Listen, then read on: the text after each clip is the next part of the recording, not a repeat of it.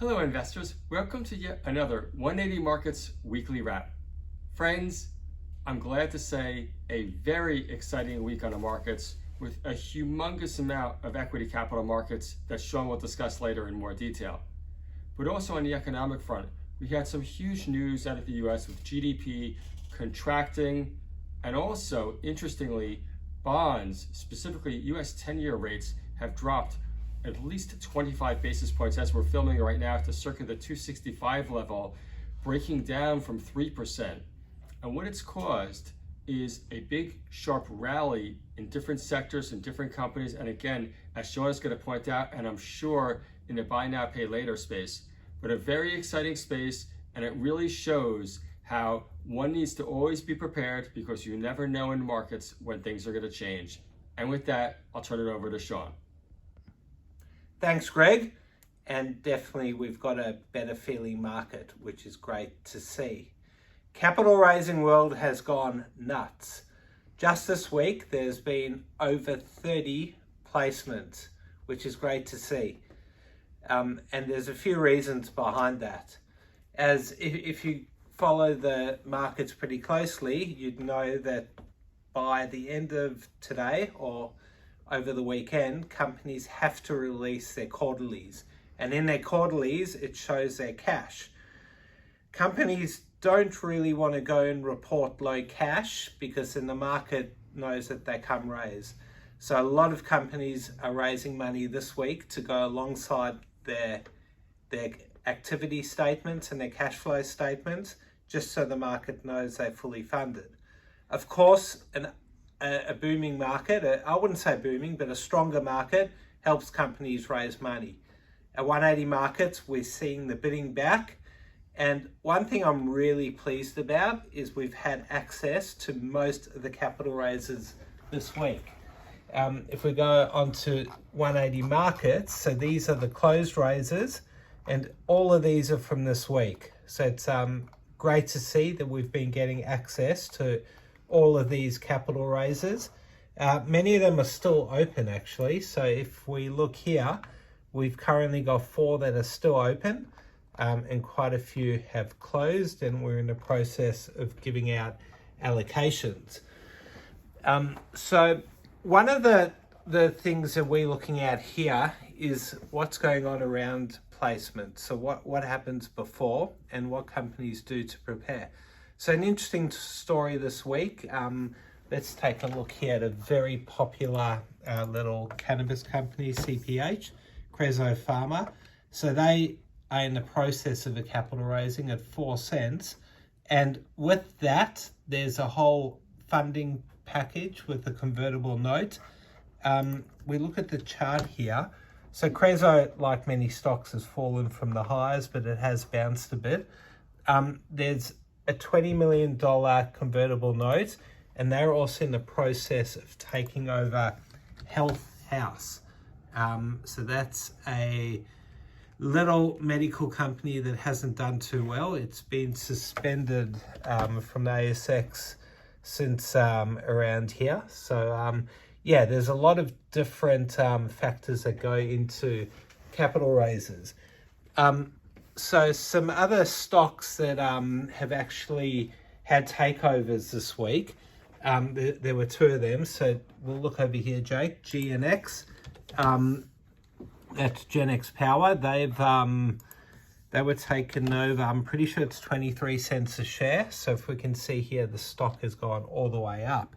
Another one that we look at, Security Matters. So they announced a takeover, I think it was on Monday, and the stock went up all the way from a low of 11 cents last week, and it actually hit a high of 45 cents on a crazy trading day on Monday. It's settled down to 27. I think it's an all script offer. Another stock which did really well this week was Kogan, KGN. Most people would know it.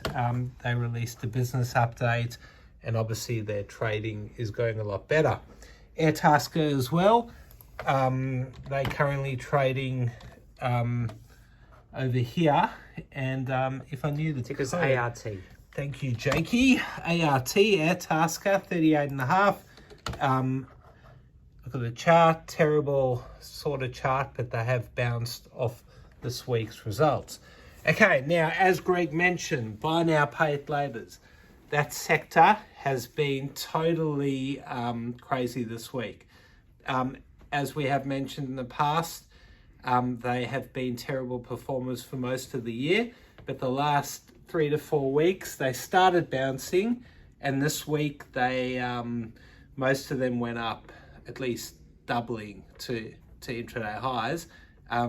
Today's trading was really interesting. So let's just look at Sezzle first. Well, it closed at 82. So if we look at the high of the day, Jake, let's go back to the market depth. It opened at $1.31. Let's bring up the intraday chart here. This is something that you don't see often. So opened at $1.31, hit highs there of $1.49. And then it has closed at 82 cents. It pretty much has almost halved intraday. Anyone that was buying around here, we really hope that you sold because the selling pressure today was relentless. But if we look at it over the week, it started the week all the way down here. It was in the high 20s. And yeah, it hit $1.49 this morning. So that is something you do not see often. All the buy now, pay it laters pretty much mirrored that. ZipPay down 25% today, hit a high of $1.72. Let's just look at it on the intraday. Pretty much $1.71 highs, closing all the way down here at $1.13. That's real big selling, and that's massive volume. If we look at the weekly chart on ZipPay, hit all $14.50, and that was in February 21, maybe even a bit earlier, and then it went all the way down here. So real crazy movement. I just want to give you an example of what happens when you look at sectors and what you're trying to achieve. So we actually mentioned it in our talk during the week. We are attaching a talk we had with some industry experts. So please make sure you listen to that. But I mentioned in there a stock, SPX. It's actually currently halted. But on one of the days that the buy now, pay it later sector was running, SPX was not. And then I think someone posted on Hot Copper that the stock was a buy now, pay it later, and it was trading at 1.2 cents. One person posted on Hot Copper, and all of a sudden it went up to 1.7. So really interesting stuff there. You don't see movements like that unless you're in a booming sector of the market. So let's hope it continues. I'm hoping other sectors heat up. We're still very nervous here. There's still a lot of international pressures that could influence the market, but fingers crossed. Hopefully we've seen the worst. Have a great weekend, everyone.